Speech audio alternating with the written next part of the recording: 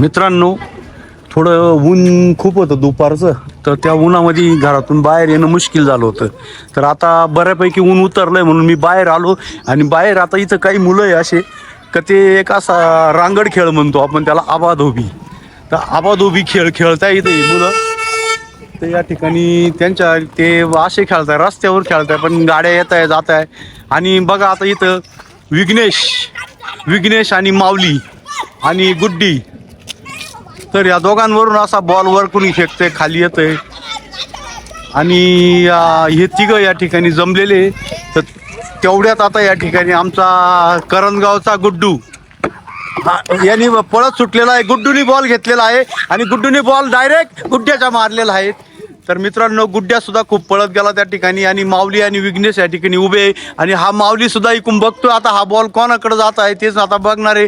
गुड्ड्या तिकून बॉल फेकत आहे, गुड्ड्यानी बॉल फेकला आणि गावचा जो पैलवान आहे तो सुद्धा आता खूप थकला आहे. आणि काय करतो तो 2-2 मिनिटात पळतो आणि काहीतरी खायला जात असतो.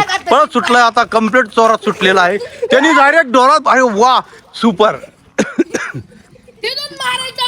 मस्त. विघ्नेश म्हणतो तिथून, हा गुड्ड्या म्हणतो तिथून मारायचा. मस्त, एक नंबर आहे. तर आता मित्रांनो बघा, समोरून बॉल आलेला आहे आणि बसलाय जोरात.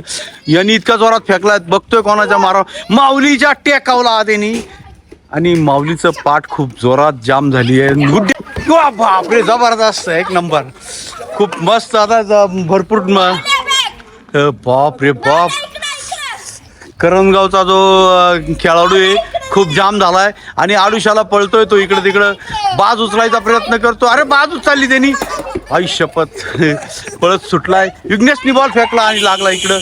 खूप आनंद वाटला. तर आता सर्व मध्ये गेलेले आहे आणि इथंच आता हा खेळ संपलेला आहे. थकले सर्व मुलं. आणि चॅनलला जर सबस्क्राईबर केलं नसेल तर सबस्क्राईब करा. बाबाजी बोडके कॉमेडी.